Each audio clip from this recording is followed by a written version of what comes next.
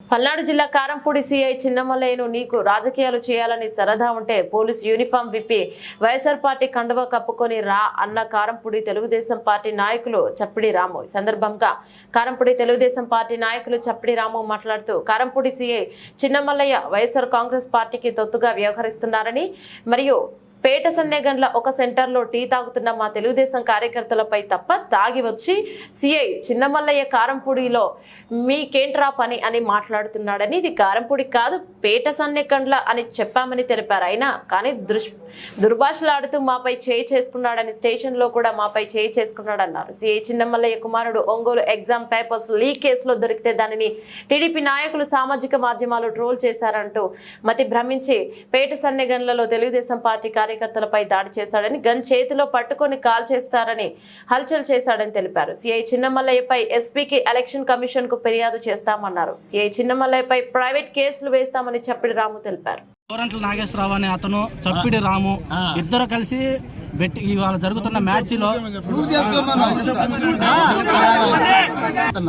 లోపల కూడా చెప్పాడు ఉన్న మా కారంపూడి మండలాన్ని మీరు రాజకీయాలు పైనుంచి మీకు మెసేజ్ వచ్చిందని రాజకీయంగా మీరు ఇట్లాంటి వివాదాలు చేయొద్దు, ఇక్కడ పొట్లని భయప్రాంతుల్ని గురి చేయొద్దు. ఇంతవరకు కారంపూడి చరిత్రలో ఎప్పుడు ఇట్లాంటిది లేదు, ఇంక మీద ఎప్పుడు చేయొద్దు ఇలాంటి.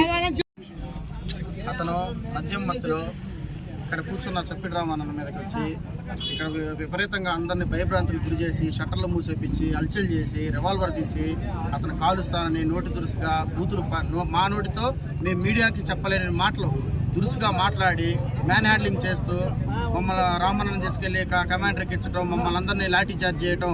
ఇక్కడ మొత్తం మీరు ఎక్కడరా నా కొడకల్లారా, మీది కారంపూడిలో మీకేం పని? కరెక్ట్గా అతన్ని సిఏ కానీ ఎస్ఏ కానీ ఈ ఏరియాని అతను నిలబడి మాట్లాడమనండి. ఇది పేట సన్నిగల్లా, ఆ విషయం కూడా అతనికి తెలియదు. ఇది పేట సన్నిగల్లోనే ఉన్నారు చప్పిడి రాము గారు ఉండే ఊరు కూడా పేట సన్నిగల్లే.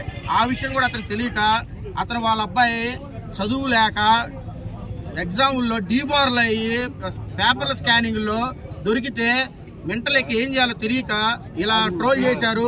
టీడీపీ నా కొడుకులు ట్రోల్ చేస్తున్నారని చెప్పి టీడీపీ వాళ్ళ మీద విరుచుకు పడుతున్నాడు. అతనికి చేయాలనుకుంటే పార్టీకి యూనిఫామ్ తీసేమనండి, మెల్లో టవల్ వేసుకోమనండి, రమ్మనండి. రాజకీయంగా ఎదుర్కోవడానికి మేము సిద్ధం.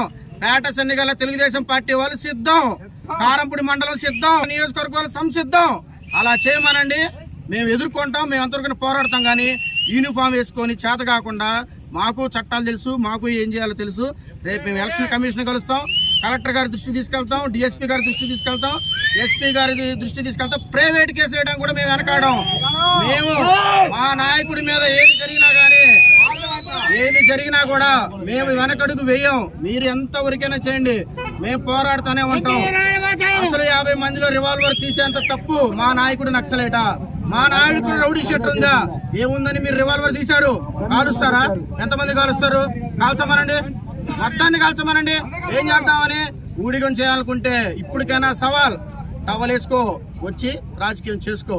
డ్యూటీలో ఉన్నప్పుడు నువ్వు 10 మంది ట్యాక్సులు కడితే ఆ జీతం తీసుకునేవాడు అని మర్చిపో. మాకు నువ్వు డ్యూటీ చేసుకో, కానీ రాజకీయంగా చేయాలనుకుంటే చేసుకోండి, అంతేగాని